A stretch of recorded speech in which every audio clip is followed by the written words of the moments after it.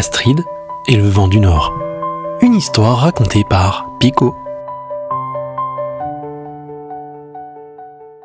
Dans un village viking, niché entre les montagnes enneigées et les fjords profonds, vivait une petite fille aux tresses blondes et aux yeux pétillants comme les étoiles d'hiver. Elle s'appelait Astrid, et tout le monde la connaissait pour son courage et son grand cœur.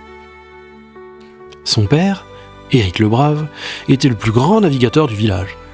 Et chaque soir, il la prenait sur ses genoux près du feu et lui racontait ses histoires en mer sous la lueur dansante de la lumière des flammes. « Un jour, Astrid, c'est toi qui vivras de grandes aventures !» Elle riait en s'imaginant voguer sur un dracard, une épée en bois à la main. Mais une nuit, une terrible tempête se leva. Les vagues rugissaient comme des bêtes en colère. Le vent hurlait à travers le village.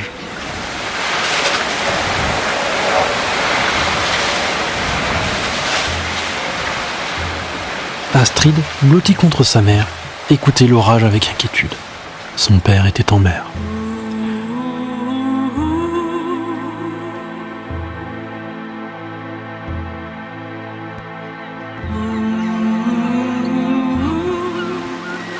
Le lendemain matin, le bateau d'Éric avait disparu. Seules quelques planches brisées flottaient sur l'eau. Les villageois baissèrent la tête.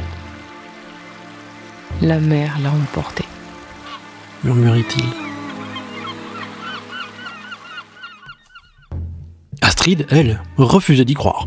« Non, il est trop fort pour disparaître ainsi !» « Non, c'est pas possible !» Astrid serra les poings. « Non, mon père est vivant. Je vais le retrouver !» Elle mit dans sa besace 3 objets. Une dague en bronze forgée par son père, une pierre lumineuse, petite mais brillante comme l'éclat d'une étoile, et un morceau de pain. Sa détermination était inébranlable, et elle se lança à travers la vallée. À ses côtés trottait Rune, une louve au pelage argenté, aussi silencieuse qu'un souffle de vent. À travers les terres vikings, le ciel presque irréel s'étendait au-dessus d'eux. La lune, immense et d'un bleu glacé, baignait le monde d'une lumière douce, et les étoiles scintillaient comme des joyaux suspendus dans le ciel. À chaque pas, une aurore boréale dansait au-dessus d'eux. Des rubans de lumière verte et violette qui ondoyaient lentement dans l'air froid. Leur quête les mena dans les forêts profondes où les sapins frissonnaient sous la neige.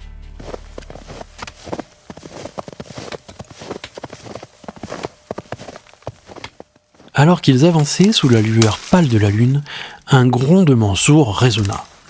Rune s'arrêta, les oreilles dressées. Une brise étrange souffla. Soudain, une bourrasque de neige se leva, recouvrant tout dans un océan de blanc. Mais alors, une tempête de neige violente se déchaîna. Le vent soufflait en rafales, comme une mer déchaînée. La visibilité était réduite à quelques mètres, et la neige fouettait le visage d'Astrid. Rune, sa louve fidèle, lutta contre les bourrasques, mais elle savait qu'il leur fallait trouver un abri rapidement. Astrid ressentit alors la magie de la pierre dans sa main. Elle la serra plus fort, et une douce lumière enveloppa le groupe, comme une sorte de bulle de protection. Elle baissa les yeux et aperçut des traces dans la neige, des empreintes récentes. « Par ici, Rune !» dit-elle, sa voix portant dans le vent. Toutes les deux continuèrent d'avancer dans la tourmente. Les montagnes se dressaient devant elles comme des géants endormis.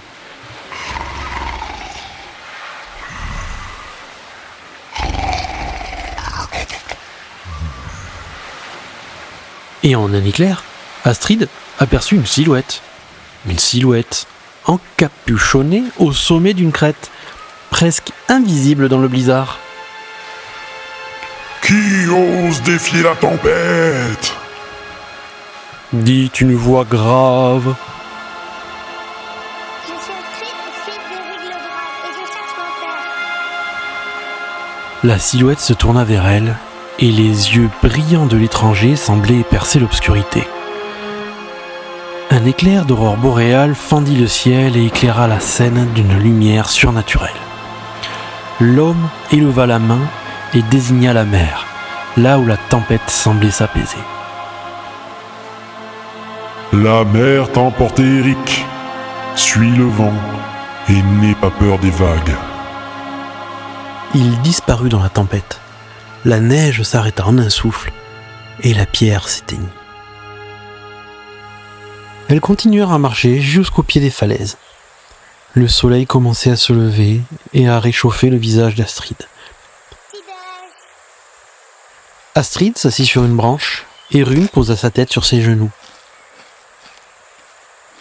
Astrid lui gratouillait les oreilles pendant qu'elle mangeait son bout de pain.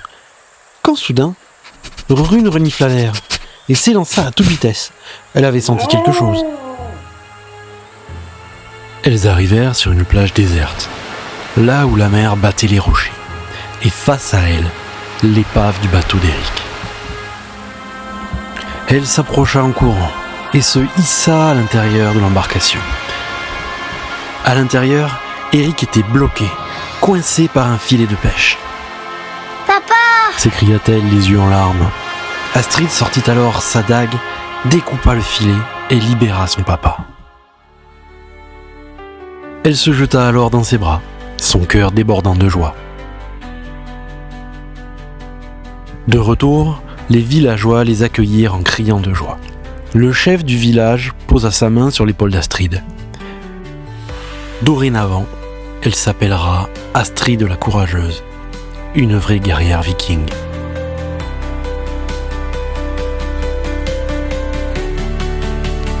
Astrid et le vent du Nord, une histoire originale de Pierre Courtois, avec les voix de Inès, Charlotte, Charlène et Pierre.